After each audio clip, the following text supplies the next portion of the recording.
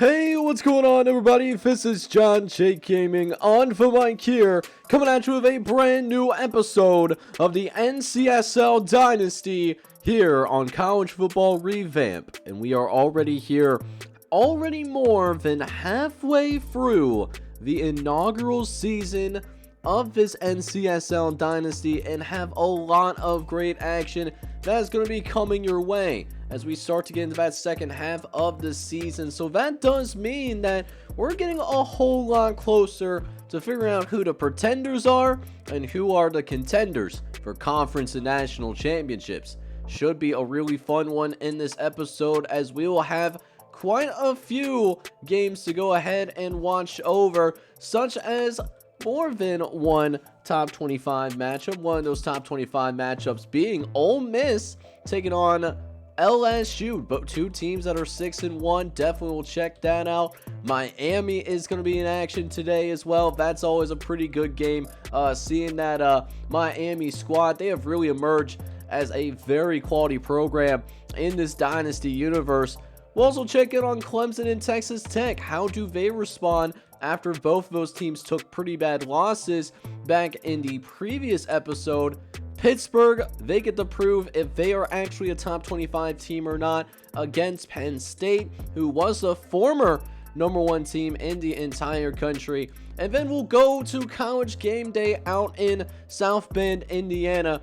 Can Notre Dame prove they're a top 25 team as they go up against USC? So we'll have those games going and a whole lot more in this episode. So hope you guys are excited for it. If you are, make sure you go ahead, smack that like button for me. Hit that subscribe button as well if you do have to be brand new to the channel. And let's go ahead and dive right into it. I'll see you guys out there on the football fields around the country. Alright boys, so let's go ahead and get the NCSL action underway as we get into these opening kickoff games. And there's a few top 25 teams that are initially going in action, one of them being the number 22 ranked Missouri Tigers. They're going to be looking to stave off the Wisconsin Badgers. Wisconsin, a solid squad themselves, 4-3 going into this game as they look to get 2 games above 500. But Missouri, well, they're just looking for a reason to remain in that top 25. They will remain in the lead here in the second quarter, but they somehow missed the extra point. You know, these college kickers, may not be the best. It's not an automatic even from that close. But Brandon Harper does get them a little bit closer, making it second and short as Wisconsin looks for the lead, and they're going to get it with Ronald Huston. That gives Wisconsin the lead for now. But how about this? Missouri not the only top 25 team that could be in some trouble. Rice in the lead right now against Texas A&M shows why you can't play with food. Now, that being said, Missouri going to try to go down the length of the field to end this first half. Got some time in the pocket. Is going to launch one downfield. And, he actually did have a guy. He did have a guy deep down the field, but underthrew his receiver, unfortunately. And Riley Ellis is going to make him pay for it. So, low scoring first half to start this episode off. Only 16 points scored between the two teams. We'll see if both squads try to open it up a little bit, as that running back, Greg Culler, he should have had himself a receiving touchdown through the air. Just could not keep his feet in bounds after he made that catch. So we'll see if it's going to work for him. And why do you make that throw? I have no idea why you make that throw, but now Missouri, they're going the other way with it, trying to take it back to the crib. Although he does get caught from behind. Guy Henry with a really good return, but Missouri can't do anything with it. They could not do a single thing with that. So we are now looking at a 4-point deficit for the Badgers as we get into the last couple of minutes of action here. Missouri needing a touchdown, otherwise this game is going to be over. You'll see if James Bryant can deliver. Looking for one towards the back of the end zone and gets it out to Nate Rogers. Touchdown, Missouri. And the Tigers, after all, they are going to survive. Missouri beats the Wisconsin Badgers 13-10 to remain that top 25. But now we'll go ahead and check in on Baylor going on the road to take on the TCU Horned Frogs. Baylor coming in ranked number 13 in the entire country. Whereas TCU, they've kind of had a little bit of a down year so far, and it's been a low-scoring game here to start things out yet again. Still just a 10-7 game, but Baylor trying to put together a nice little drive here in this third quarter of action.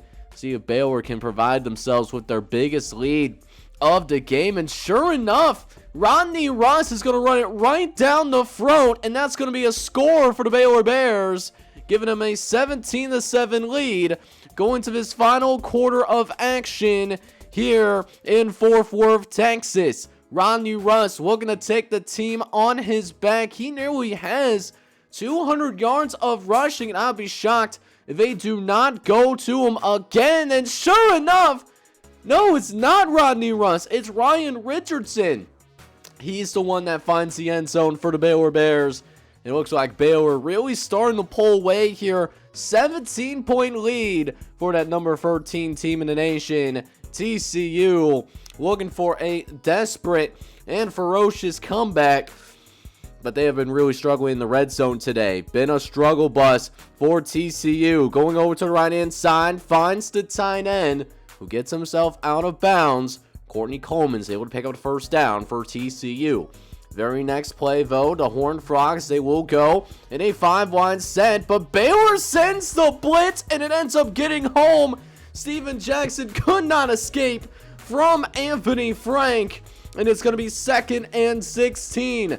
Basically a goal line situation, as you do not see that first down marker. So Furman Fry does get him back to the original line of scrimmage, but 3rd and 9, not an easy one to pick up. Fry looks over to the left-hand side, and it's going to be caught. Touchdown, Horned Frogs, that help get this deficit down just a little bit, but it will not be enough as TCU try to make that comeback. But Baylor, they hang on and win this football game to get to 5-1 on the year. So now we check in on a top 5 team in the nation, a team that is well in the hunt to go to the college football playoff, the Michigan Wolverines. And as an Ohio State fan, that last sentence, definitely put a little bad taste in my mouth. But, Michigan trying to keep things unbiased. Michigan's playing some really good ball right now. They're playing some very sound football thus far. But Purdue, they're historically known as a program that can get those big upsets. We've seen them pull it off before. However, going into the big house, that's not going to be an easy task. We'll see what Purdue does here, as they're actually going to go and run with their quarterback. Looks like it's a quarterback power for Tommy Kraft. And the Purdue Boilermakers, well, they were in it for a moment, but then second half comes around. Michigan really does start to pull away. Just the talent on the depth charts really start to show in that second half. And Purdue, they did their best to keep up, but at the end of the day, Purdue just does not have the horses to keep up with the Michigan Wolverines, especially on the road right now. They'll have to do a little bit better with recruiting going forward if they want to turn that into reality. But John Blair, one of the best running backs in the country, he'll find the end zone for the Wolverines, and that will give them a 41-7 victory, as the Wolverines will still be undefeated while Purdue falls under 500. So some more games going on around the country. North Carolina, Virginia Tech. Basically a lot of Carolina's conference action here. First, we'll check in on North Carolina going on the road against Virginia Tech. One of the underrated college football environments, as you know what happens at Virginia Tech. They play that Enter Sandman. It's an intimidating environment, especially when Virginia Tech is really darn good. And Virginia Tech, they're playing really darn good right now. They're going to take the lead against North Carolina. And the Tar Heels, they need this win if they want to get into the top 25. As they're 4-1 right now, but no national media respect. Winning this game would get them a very long way from accomplishing just that. But first, Virginia Tech trying to stop all the attack. They're going to try to attack deep downfield, and I don't know how that's caught, but Nick Harrell, he comes down with a 45-yard reception, Here comes the Hokies, looking for a big lead to end the half, and they got it. Justin Ronan in the end zone. Touchdown, Virginia Tech. And the Hokies take a 14-3 lead into the halftime locker room. But the Tar Heels, they ain't going down without a fight. They will cut it down to just 4 points after Brian Reese finds his way into the end zone. And in the second half, it becomes all North Carolina. They eventually will take the lead early in the fourth quarter. After going down 14-3 at the half, they do answer back with 17 unanswered points. But Virginia Tech trying to get back on the scoreboard. And they do. Gardner stiff-arming a man into the next dimension. He really wanted those points, and he certainly got it there. So now it's Virginia Tech in the lead, but it will be North Carolina that might very well have that very last laugh. As with 3:18 left to play, North Carolina finds the end zone. They do decide to go for 2 points to make this a 7-point game. And Reese, he's just going to take it in by himself. That 2-point conversion is successful, and that does end up being the difference. North Carolina wins on the road, as we will wait and see if this will be enough to get them in to the top 25. As for Charlotte, they go on the road to take on their rivals in Appalachian State. And this could be a game that could end up being pretty high scoring. And you know that points will be scored when Charlotte right away going for it on a 4th and 15. They are leaving the kicker on the sideline. And they took that field goal, traded that in for a touchdown. So we got a tied ball game. We got a very exciting ball game between these two teams in the Carolinas Conference, and they both do not like each other whatsoever. Second and goal coming up as Charlotte trying to set up the speed option. Gets it out to the tailback, Akeem Edwards somehow. Don't know how that ball was released, but it did. So Charlotte does have the lead, but here comes the Mountaineers. Looking around, throwing to the left-hand side. All by himself is Scott Seltzer.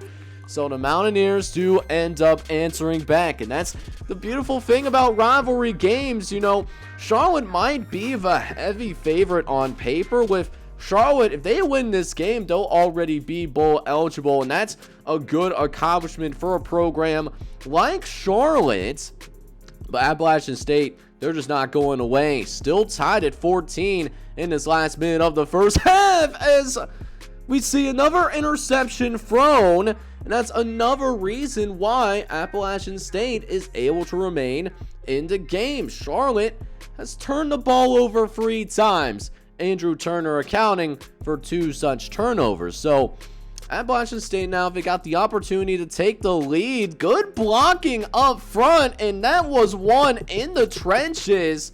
Scott Seltzer giving Appalachian State the lead halfway through the third quarter. So could be a little bit of an upset on the horizon potentially, especially depending on how this next drive turns out. They get right back into the red zone.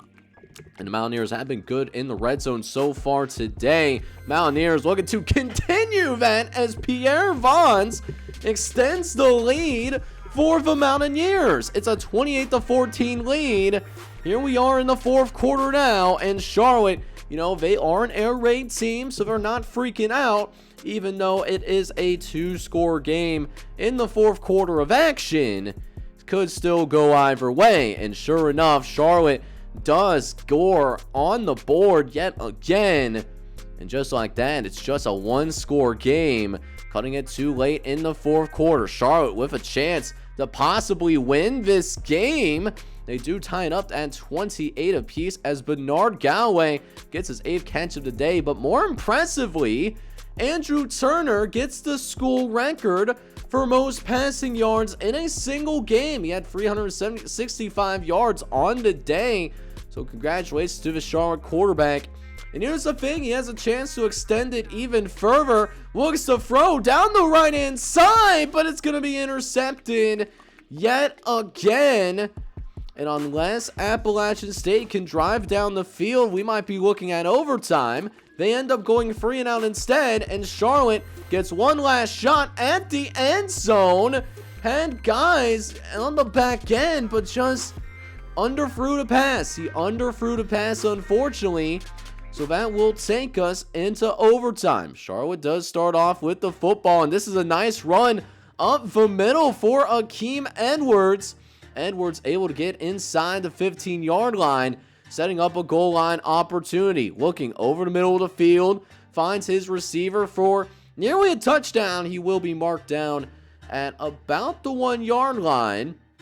And it looks like they're going to go with quarterback power. And look at this! The quarterback draw actually works. Andrew Turner finds the end zone. Now all the pressure on the Mountaineers. They either score a touchdown or they lose this game. They'll dump it off on a 3rd and 10. And how about the refusal to go down there? Absolutely incredible. Gives the Mountaineers a brand new set of downs as they'll toss it out to the right-hand side, running it to the end zone. That's another touchdown. And after one overtime period, we still don't have a winner yet. So we'll go into the second overtime period, and it wasn't as successful. So Appalachian State did have to bring the field goal team out. That doesn't work. So now all Charlotte needs to do is get a field goal themselves to kick us up. And how about this? Right through dead center, and Charlotte escapes, winning 38-35 and also becoming bowl eligible. So more college football action coming your way as a lot more games starting to kick off, like Miami and Georgia, Alabama in there as well. But we're going to watch over that LSU Ole Miss game. That's one of the premier games that is going on over the course of this week. But that being said, we're going to start with some of these other games that are kicking off around the same time. The Miami Hurricanes, they go up to Atlanta, Georgia, hot Atlanta, and they take on the Georgia Tech Yellow Jackets.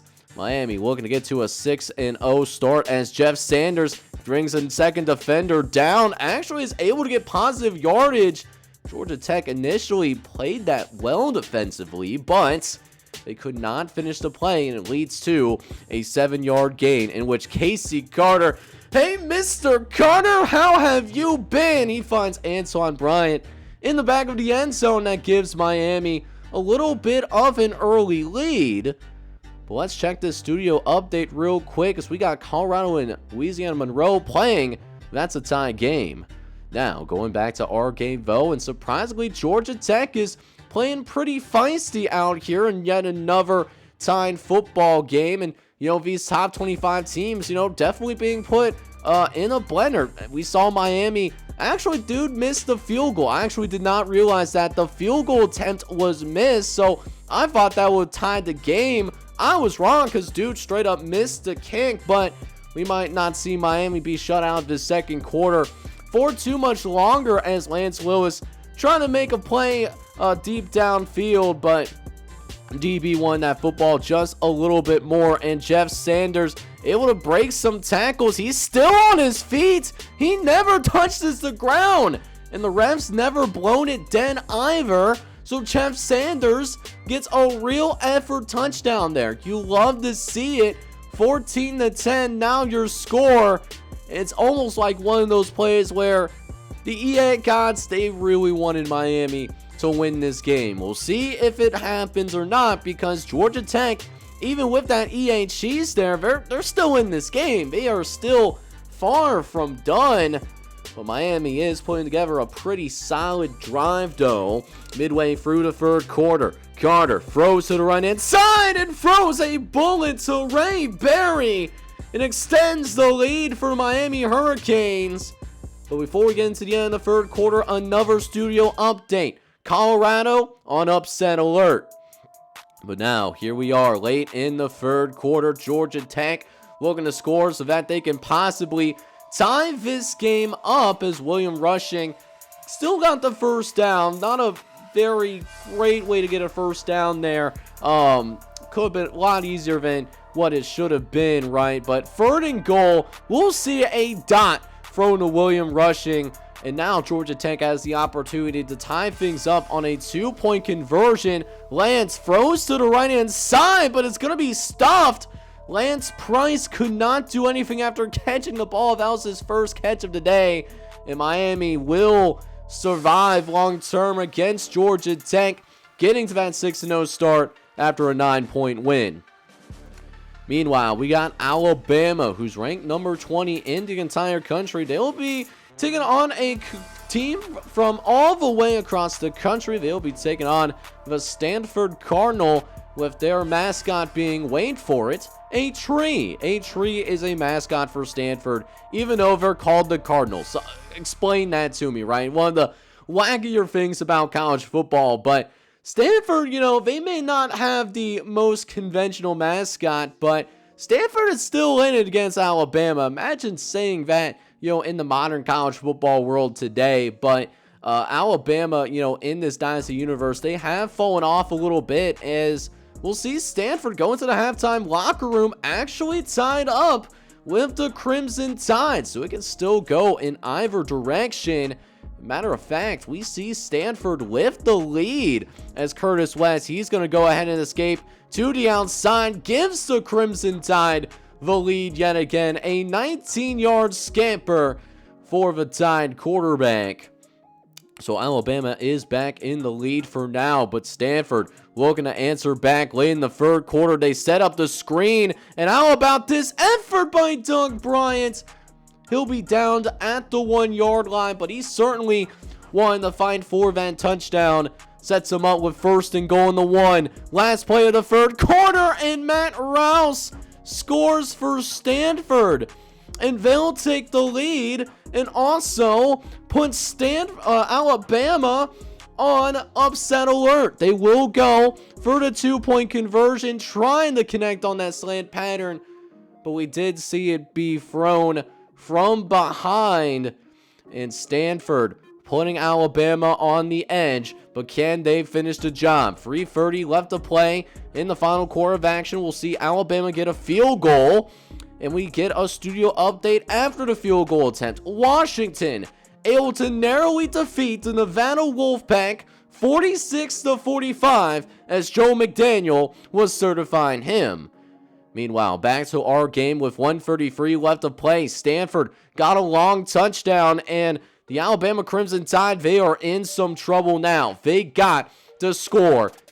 And then not only do they need to score, they need to also get the onside kick as well. So they got to worry about this touchdown first. Thankfully, Curtis West throws a nice dime to Michael Wright, but they fail to get that onside kick, which means Stanford does indeed pull the upset off against the Alabama Crimson Tide. So we'll see if those upsets continue as Georgia goes on the road and takes on the Tennessee Volunteers. Tennessee, a team that was ranked in the top 25, but Tennessee has fallen on hard times, just 2-3, and they really need to come out here. They gotta get this win against Georgia somehow, even though they are a heavy underdog in this game. Just Tennessee's gotta win this game somehow to get back on track, and right now they're doing what they should be doing if they want to have a chance to win this game. Make it low scoring, keep yourself in it until those final moments, and then once you get into that fourth quarter and it's a one possession game, then hey, it could go in either direction. But 2 minutes left here in the first half. Landrum dumps it off to the tight end. Got a bunch of space to work with. Hang on now. Tennessee trying to put a drive here before the end of the first half. Next play, 1:54 left to play. Landrum looks over the middle of the field, finds a receiver, Drew Brown, who again moves the sticks, and those Volunteers, they still have a couple of timeouts left to work with. No sense of urgency right now. They got plenty of time to work with. That's another reception for Willie Perry, as Landrum just dicing up the Georgia secondary right now. Does it end in a touchdown? And it does! Willie Perry finds himself in the end zone, and Tennessee takes a 20-10 lead into the halftime locker room. But Georgia will not be waiting that long. They're trying to get back into a one-score game, and sure enough it is. Like I said, one-score game in the fourth quarter. Anything goes as Landrum throws a missile to Jordan Houston while also getting hit. Landrum just simply having the game of his life right now. 3 touchdown passes in this game, and they're going to be looking to put a finisher on the Georgia Bulldogs. Imagine not only beating the Georgia Bulldogs, but putting together a pretty good performance. I almost say dominate the Georgia Bulldogs. And sure enough, that's what we're going to get. Drew Brown will find the end zone yet again for the Tennessee Volunteers, and that's exactly what we saw. Tennessee beating Georgia 34-13. This might be what they needed to get their season back on track again. And now we go in on West Virginia, taking on the Louisville Cardinals in the new look MAC conference. Those teams that are out in, West Virginia, Kentucky, and then also a couple states hanging out by the Great Lakes out there in the Midwestern U.S. But Louisville and West Virginia all knotted up at 0 for now. But how about this? Nice little toss out there on the left-hand side. And Ricky Nelson turns it to a 14-yard gain. Pretty good way to execute that wide receiver screen. We'll see if they go back to it, as it's a much more manageable third down because of it. It is a straight-up passing play to Jason Moore. And Moore, he took an absolute shot. He's going to be checked into the concussion protocol probably, but he did somehow hang on and make that catch, which sets up a touchdown for Mike Thomas. So Louisville does get it started with a 7-0 lead here early on, as West Virginia, they are struggling. They did get that win last week against Notre Dame, but can they be consistent though? That's the million-dollar question. Read options, going to be the quarterback, takes it up the field for Ryan Lucas, and Louisville extends this lead 14-0 now being your score. But 3 more quarters of action waiting to happen. Can Louisville continue this up for 4 quarters? Lucas fires over to the right-hand side. That's nearly a touchdown. If only Mike Thomas could get upfield. Did not quite do that, but won't take long for Louisville to find the end zone yet again, as he finds Ismail Brothers for a 21-0 lead. But we'll take a quick break from the action as we check in on UNLV versus Arizona State and the Sun Devils. They are baking the Rebels early on, as Arizona State does end up taking a 7-0 lead here. Both teams looking to finish strong here as we start this second half of the season. But back to our action now, as Louisville did miss the extra point but got a safety. Cardinals are up 22-0, so West Virginia in some deep trouble right now. I know they're Mountaineers and like to climb their way through things, but this is quite the deficit to try to climb through. West Virginia looking for those first points. Finally gets it from Marquise Thompson, and that touchdown reception finally does get the Mountaineers on the board. And they'll also choose to go for the 2-point conversion as well. That's successful. So it's just a 2-possession game. Gives West Virginia a little bit of momentum. And sure enough, here comes those Mountaineers, baby. Chad Wiggins, he's going to find the end zone himself. And they'll get the extra point there. Just a 1-score game. But then after a turnover, West Virginia, a chance to tie things up. I thought this was going to be one of those games that we were going to sim out. We were going to go on to the next game.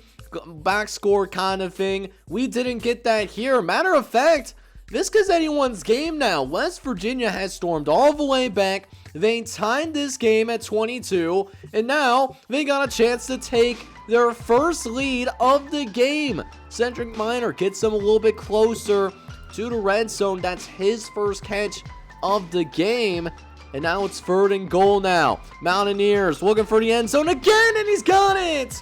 Chad Williams scores, and West Virginia has the lead. So Louisville just doing some monumental choking right now. Can they pick up that gear yet again? And it's not looking good. Another interception that Ryan Lucas throws. That's a big reason why they let West Virginia come back. 4 turnovers is not going to cut it, but still is either anyone's game. Ryan Lucas does run it into the inside the 15-yard line, but they got to score on this drive, though. Lucas drops back, looks over the middle of the field, and it's going to be caught by Jason Moore. And Jason Moore gives the Cardinals a first down. Will they keep it in the air on this 1st and goal? And it looks like they don't. It's going to be a run up the gut for Jamal Williams. And the fullback gives Louisville the lead. And they will keep the lead for the rest of the game as they beat West Virginia 36-29, but did their best to lose it. But here it is, one of two top 25 matchups that we have here on this week number 8 episode. We got LSU taking on Ole Miss, and this has massive conference implications. Ole Miss controlling their own destiny right now in the Dixie division. Meanwhile, over in the Bayou division, though, LSU, they're trying to keep pace with the Arkansas Razorbacks in order to make it to the conference championship and be a representative in that Bayou division. And it all starts with this ground game. LSU knows how to run the football, and Anthony Williams, big reason for that 25-yard gain that sets LSU up pretty well. And for eventually, Lane Jean will get the scoring started. This is a very defensive game that we ended up seeing in this one.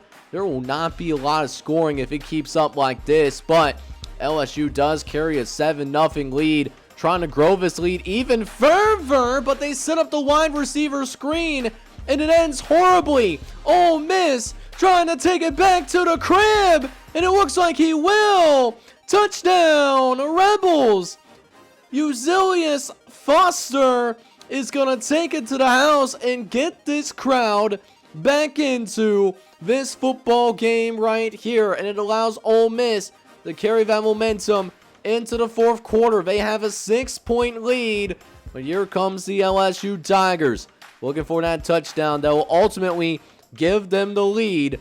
Very important game, not only conference implications, but college football playoff ones, and Anthony Williams throws that pass short. He had Ellis for the first down, but he had to come back for it.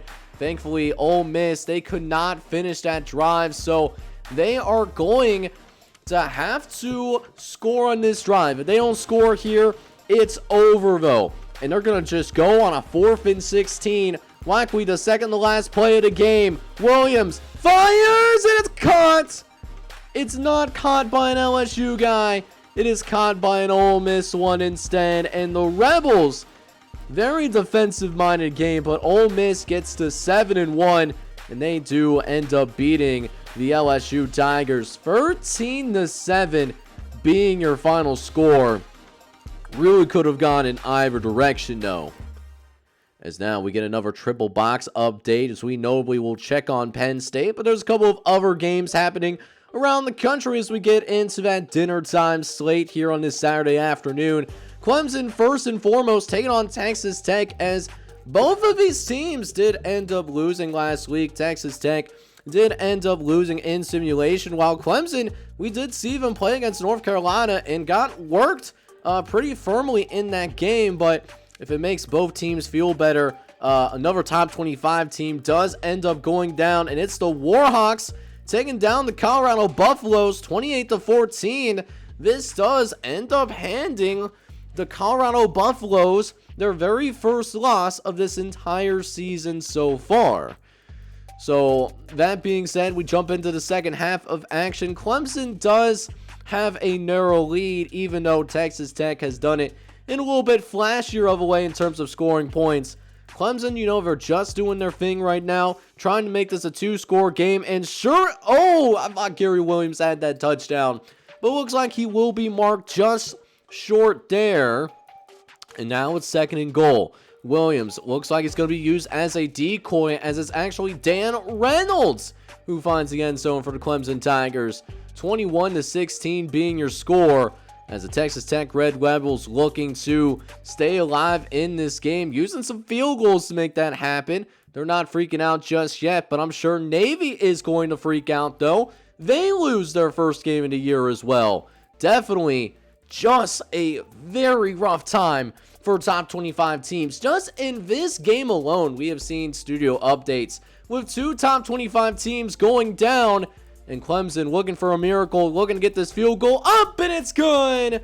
Clemson is going to win the football game. They'll get themselves back on track as they take down Texas Tech, 24-22 being your final score in this one. As for Boise State, though, they'll go and take on the Arizona Wildcats. Arizona, I still think, is better than what their record has shown. They've had some tough luck in this season, whereas Boise State still looking to prove that they deserve that national media attention. You know, they've won in ways that is not the prettiest. They don't have a lot of style points for Shea, but, you know, Boise State, don't get it twisted, very good football team out there in the Mountain West, as it's a 7-0 lead before Arizona evens it up with the Micah Roach run into the end zone. All knotted up for now, but we get a studio update from the number 1 team in college football. It's UCLA, who is in some deep trouble right now against Utah State. That being said, though, back into our game, we don't really see any scoring here in the second quarter, with the exception of this field goal with less than 15 seconds left to play in the first half of action. That does give Arizona the lead, and we won't see any scoring opportunities for a long time, actually, if at all, because Boise State, obviously, no one's guaranteed the score. We'll see if Boise State can finally get the first points of the second half on the board with less than 2 minutes to play. Facing some pressure, throws to the right inside, and Craig Wright is going to score for Boise State. Touchdown, Broncos, and gives Boise State the win. They are going to win the football game in a defensive slugfest out on the West Coast, getting to 5-2. Meanwhile, we have the Keystone Pipeline rivalry between the Pittsburgh Panthers and the Penn State Nittany Lions. Penn State getting more attention, ranked number 12 in the entire country. But this Pittsburgh team off to a very good start, and they will likely get ranked in the top 25 themselves if they can find a way to win this game on the road. But it's no easy task, though, as Brian Henry's trying to throw over the middle of the field, but he's going to give Pittsburgh a chance to take the lead. Henry trying to squeeze that ball through, but it just, you know, there was not really a lot of space to squeeze that pass in. Thankfully, Pittsburgh doesn't do anything with it, and it leads to a field goal the other way. However, in this studio update, number 1 UCLA, they finally take their very first lead of this game. They're up on Utah State 10-7 right now. They're struggling early too. Meanwhile, back to our game as Pittsburgh is down by 6. They will attempt a field goal themselves, and that kick is going to be up, and it will be good. Really seeing a lot of field goals being kicked between these two teams. But finally, fourth quarter, we finally see a touchdown. It's Brian Henry, as it looks like Penn State, they're going to start pulling away. But Pittsburgh is not giving up. Down 11, dropping back, looking, got some time in the pocket, and finds Malik Woods in the back of the end zone. And they're going for 2 as well. This 2-point conversion gives them a chance to make this just a field goal game, but I don't know where that pass was going. I really don't know, to be honest with you, but it does allow Pittsburgh to make this a 1-score game, and with a chance to ice the game, Brian Henry throws yet another interception, and the Panthers, courtesy of Tim Robinson's INT, they have a chance to take the lead. Less than 2 minutes left. Fires! Greg Robinson scores! Robertson gives Pittsburgh the lead. They're going for the 2-point conversion yet again. And once more, Pittsburgh is denied.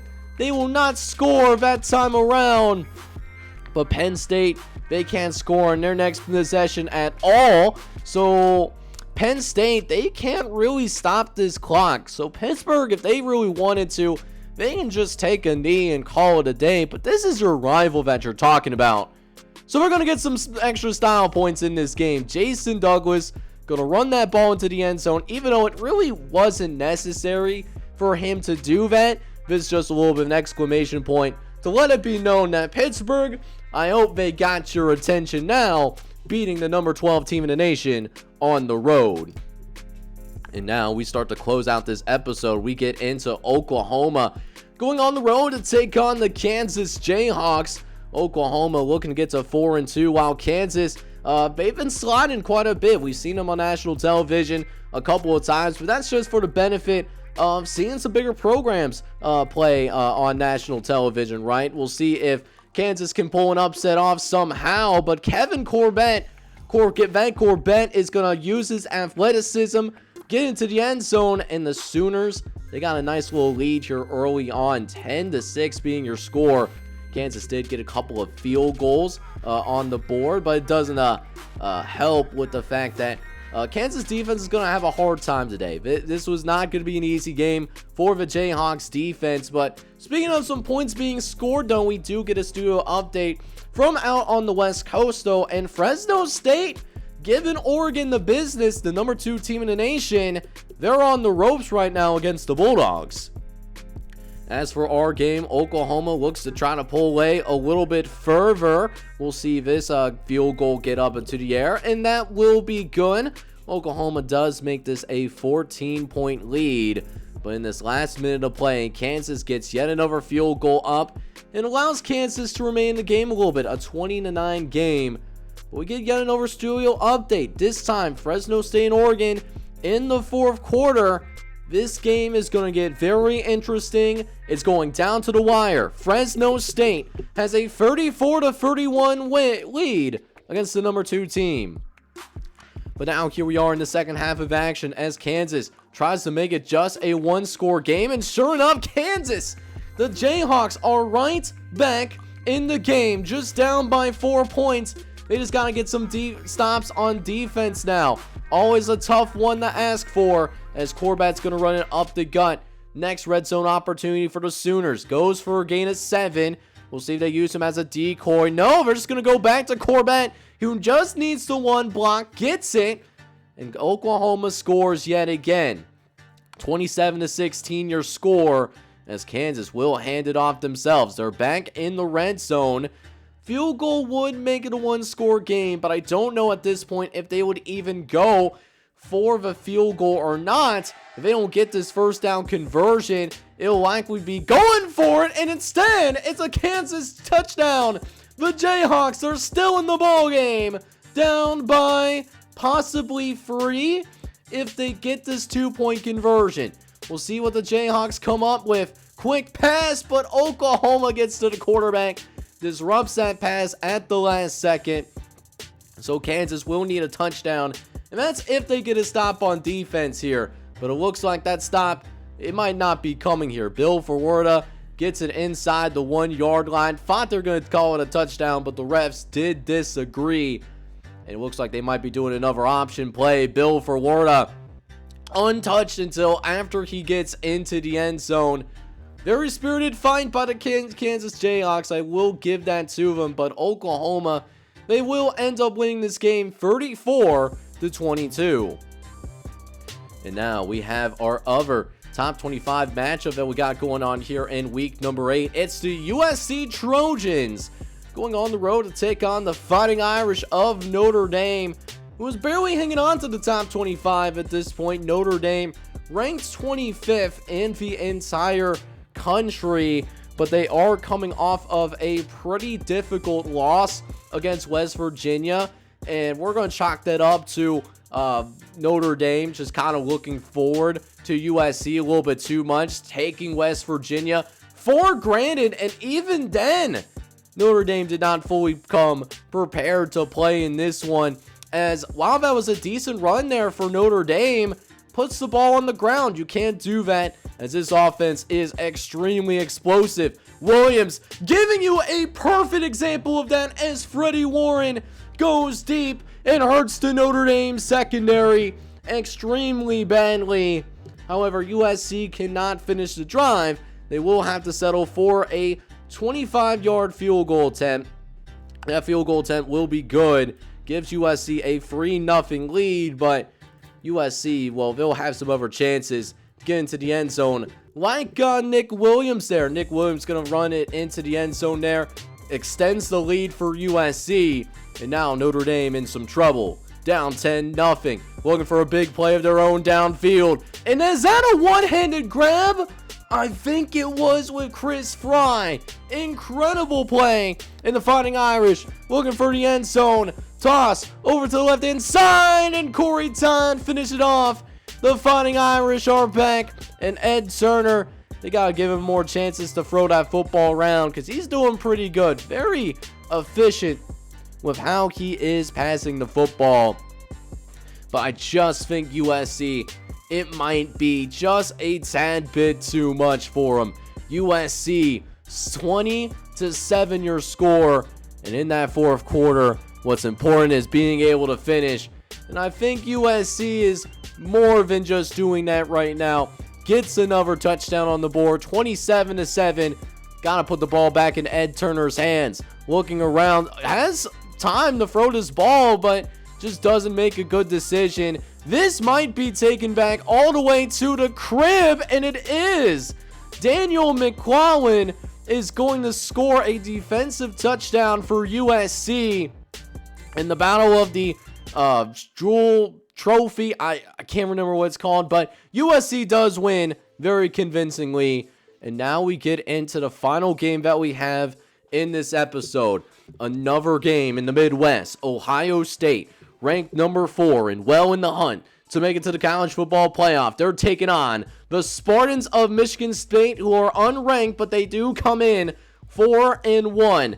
This is Michigan State's biggest test that they are going to have in this season. But before we get into the rest of the game, we do get a studio update from UNLV and Arizona State. And the Sun Devils actually do end up running away with it, winning 35-7.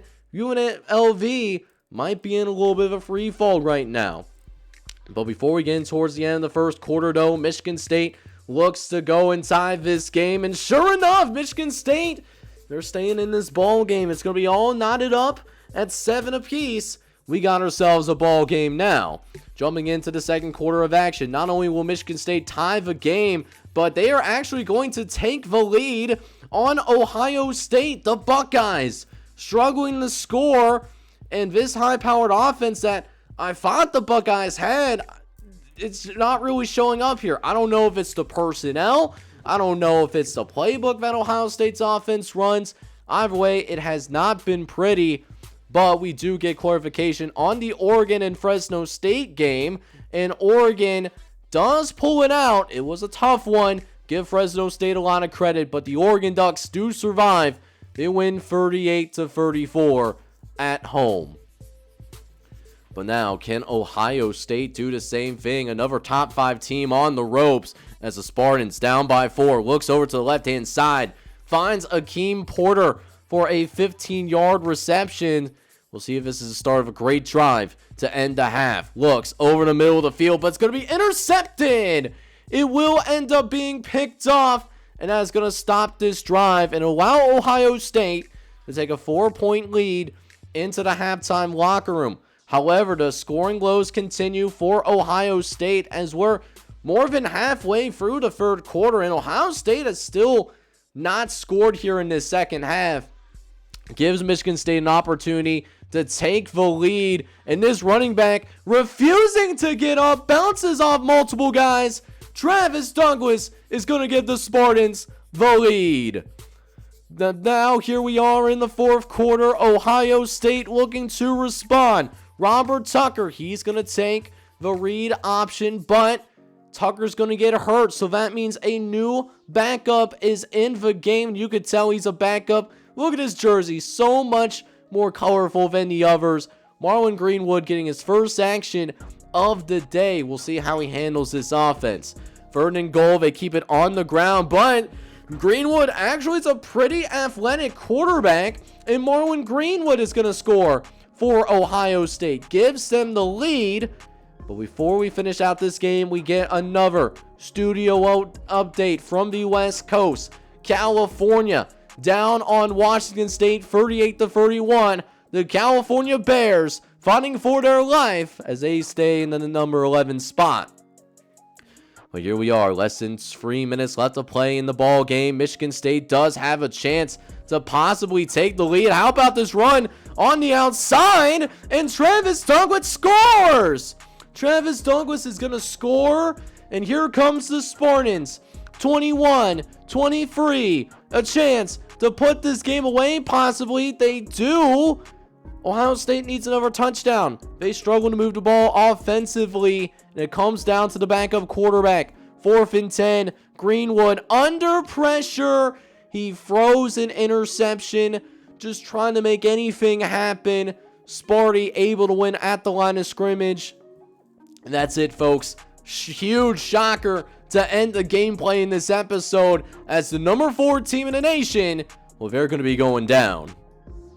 So how about that Ohio State and Michigan State game to end the gameplay in this episode? But we had some other intriguing scores that I did want to bring to your attention here as we're getting ready to wrap up week number 8. First and foremost, we do have Auburn. They do go on the road and take on the Troy Trojans, and Auburn handles their business. They do end up winning 42-7, as they're just a couple of wins away from being bowl eligible here in week number 8. That being said, though, Arkansas State does end up taking a pretty shocking upset. They lose to the Tulane Green Wave on the road 24-7, and because of this loss, Arkansas State is going to be knocked completely out of the top 25. We did also see a couple of studio updates on the Texas A&M and Rice game, but we didn't see what the final score was. Texas A&M does end up winning 38-24. They're having a good season, now sitting at 5-1 for the year. As for Florida State, they continue their strong season as they take down Coastal Carolina on the road 42-6. The Seminoles are now 4-2, finishing a strong first half to their season so far. As for the Army Black Knights, they will, however, stay in the top 25, at least for right now. They went on the road to take down the Maryland Terrapins 35-7, as Army doing some good work for Military Service Academy. As for Nebraska, they were actually caught in a shootout against Western Michigan, but Nebraska was able to prevail. They end up winning eventually 42-38, being that final divisive score. The Cornhuskers are 6-1 and now are guaranteed to go bowling as well.